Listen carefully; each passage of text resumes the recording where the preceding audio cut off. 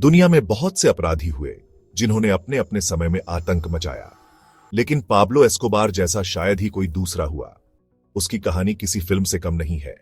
एक ऐसा शख्स जिसने खुद को भगवान समझ लिया था और अपनी ताकत के बल पर सबको झुका दिया, जो अपनी ताकत और पैसे के नशे में पूरी कोलंबिया सरकार से टकरा गया। उसने सरकार को चुनौती दी और अपने साम्राज्य को बढ़ाया।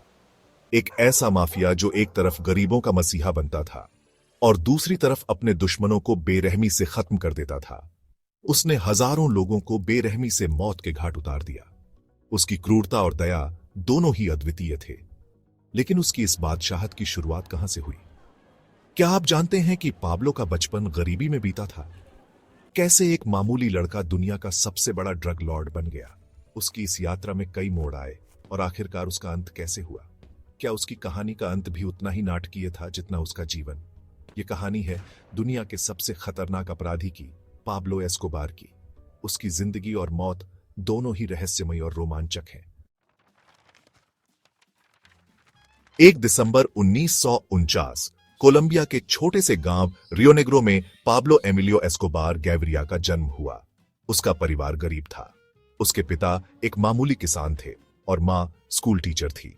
लेकिन गरीबी से लड़ते लड़ते पाब्लो के मन में एक जहर घुलता गया, अमीर बनने की ख्वाहिश। बचपन से ही उसका सपना था कि वो कोलंबिया का सबसे अमीर आदमी बने, लेकिन रास्ता वो सीधा नहीं चाहता था। उसकी सोच सीधी थी, या तो मैं राजा बनूंगा या सब कुछ तबाह कर दूंगा। यही सोच उसे अपराध की दुनिया तक ले आई। पाब्लो का पहला अपराध कोई बड़ा नहीं था। उसने छोटी मोटी चोरी और ठगी से शुरुआत की। पहले कब्रों से पत्थर निकालकर उन्हें बेचता था, फिर कारों की बैटरी चोरी कर बेचने लगा। इसके बाद उसने नकली लॉटरी टिकट बेचना शुरू किया। धीरे धीरे वह बड़े चोरों और तस्करों के संपर्क में आने लगा। लेकिन असली खेल तब शुरू हुआ जब उसे स्मगलिंग की ताकत का एहसास हुआ। 1970 का दशक था। अमेरिका में कोकीन का क्रेज बढ़ने लगा था और कोलंबिया इस जहर का सबसे बड़ा सप्लायर बन रहा था। पाब्लो ने इस मौके को पहचाना और इसमें कूद पड़ा। उसने पहले छोटे पैमाने पर कोकीन की तस्करी शुरू की, लेकिन वो सिर्फ स्मगलर नहीं था, वो एक मास्टरमाइंड था। उसने समझ लिया कि अगर उसे इस खेल का किंग बनना है तो उसे खुद को ड्रग्स का सम्राट बनाना होगा। और यहीं से जन्म हुआ मेडेलिन कार्टेल का। मेडेलिन कार्टेल ये वो नाम था जिससे पूरी दुनिया थर्राती थी। इस कार्टेल का नाम सुनते ही लोगों के रोंगटे खड़े हो जाते थे। यह कोई साधारण गैंग नहीं था, बल्कि एक ऐसा संगठन था जिसने पूरी दुनिया में आतंक मचा रखा था। यह कोई साधारण गैंग नहीं था, बल्कि यह एक पूरा साम्राज्य था जिसकी कमान सिर्फ एक आदमी के हाथ में थी, पाब्लो एस्कोबार। पाब्लो एस्कोबार, जिसे लोग ड्रग लॉर्ड के नाम से जानते थे, ने इस साम्राज्य को अपने बलबूते पर खड़ा किया था। उसकी क्रूरता और चालाकी ने उसे इस कदर ताकतवर बना दिया था कि कोई भी उसके सामने टिक नहीं पाता था। 1980 के दशक तक अमेरिका में बिकने वाली 80% कोकीन पाब्लो के नेटवर्क से आती थी। यह कोकीन अमेरिका के हर कोने में पहुंचाई जाती थी और इसके पीछे की पूरी योजना पाब्लो के दिमाग की उपज थी। उसने अपने नेटवर्क को इस कदर फैलाया था कि कोई भी उसे पकड़ नहीं पाता था। हर हफ्ते $420 मिलियन यानी करीब 3500 करोड़ रुपए की कमाई होती थी। यह पैसा इतनी बड़ी मात्रा में आता था कि उसे गिनने के लिए मशीनों की जरूरत पड़ती थी। पाब्लो के पास इतना पैसा था कि उसे संभालना भी एक चुनौती बन गया था। उसके पास इतने पैसे थे कि उसे छिपाने के लिए खेतों और जंगलों में गड्ढे खुदवाने पड़ते थे। पाब्लो ने अपने पैसे को छिपाने के लिए कई अनोखे तरीके अपनाए थे। उसने अपने धन को सुरक्षित रखने के लिए कई गुप्त स्थान बनाए थे, जहां कोई भी आसानी से नहीं पहुंच सकता था। बैंक में रखने की जगह नहीं बचती थी और हर साल $2 अरब चूहों के खाने से बर्बाद हो जाते थे। पाब्लो के पास इतना पैसा था कि उसे बैंक में रखने की जगह नहीं मिलती थी। इस वजह से उसे अपने पैसे को छिपाने के लिए अलग अलग जगहों का सहारा लेना पड़ता था, लेकिन फिर भी हर साल उसका काफी पैसा बर्बाद हो जाता था। पैसा अब उसके लिए कोई चीज नहीं थी, बल्कि ताकत उसका असली नशा बन चुकी थी। पाब्लो के लिए अब पैसा सिर्फ एक साधन था।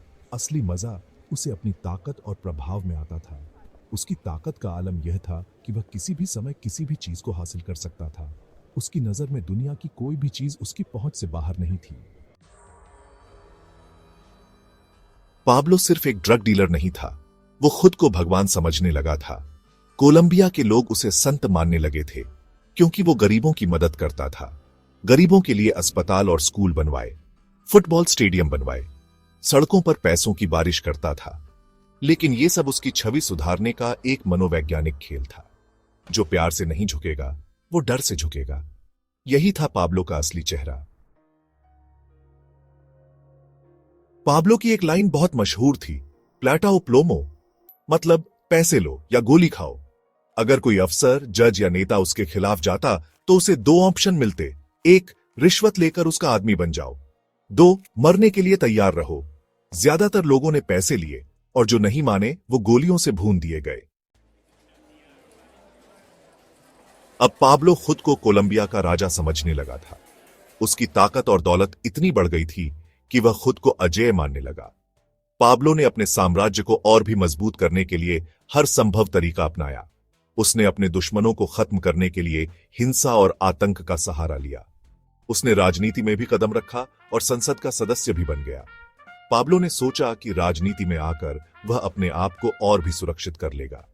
उसने अपने पैसे और ताकत का इस्तेमाल कर कई नेताओं और अधिकारियों को अपने पक्ष में कर लिया, लेकिन सरकार ने उसे खत्म करने की ठान ली। कोलंबिया की सरकार ने पाब्लो के आतंक को खत्म करने के लिए कई योजनाएं बनाई। उन्होंने पाब्लो के खिलाफ एक बड़ा अभियान शुरू किया। पाब्लो ने भी सरकार के खिलाफ अपनी लड़ाई जारी रखी और हजारों पुलिस वालों की हत्या करवाई।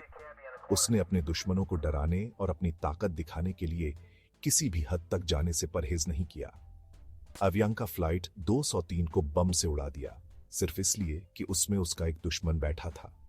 इस हमले में कई निर्दोष लोग मारे गए। पाब्लो के इस कदम ने पूरे देश को हिलाकर रख दिया। सुप्रीम कोर्ट पर हमला करवा दिया, जिससे 100 से ज्यादा लोग मारे गए। इस हमले का मकसद था अपने खिलाफ चल रहे मामलों को खत्म करना और न्यायपालिका को डराना। लेकिन जब आतंक हद से ज्यादा बढ़ गया तो अमेरिका ने कोलंबिया सरकार की मदद की। अमेरिका ने कोलंबिया को आर्थिक और सैन्य सहायता दी ताकि पाब्लो के आतंक को खत्म किया जा सके। एक खुफिया ऑपरेशन लॉस पेपेस चलाया गया, जिसमें पाब्लो के खिलाफ गैंगस्टर्स और पुलिस को एक साथ खड़ा किया गया। इस ऑपरेशन का मकसद था पाब्लो के साम्राज्य को अंदर से तोड़ना और उसके सहयोगियों को खत्म करना। इस ऑपरेशन ने पाब्लो की ताकत को कमजोर कर दिया और अंततः उसे भागने पर मजबूर कर दिया। 2 दिसंबर 1993, मेडेलिन, कोलंबिया। पाब्लो अपने परिवार से फोन पर बात कर रहा था, तभी पुलिस ने उसकी लोकेशन ट्रेस कर ली। पुलिस ने पूरे घर को घेर लिया। पाब्लो छत से भागने की कोशिश कर रहा था, लेकिन तभी 3 गोलियां उसके शरीर में लगीं। एक गोली सीधे उसके कान के पास लगी और वहीं उसकी मौत हो गई। कुछ लोग कहते हैं कि उसने खुद को मारा, क्योंकि वो पुलिस के हाथों नहीं मरना चाहता था। पाब्लो एस्कोबार मर चुका था, लेकिन उसकी दास्तान आज भी जिंदा है। कोई उसे हीरो मानता है, कोई उसे शैतान, लेकिन हकीकत यह है, जो आदमी अपने सपनों को पूरा करने के लिए खून बहाने से न डरे, उसका अंत हमेशा मौत ही होता है।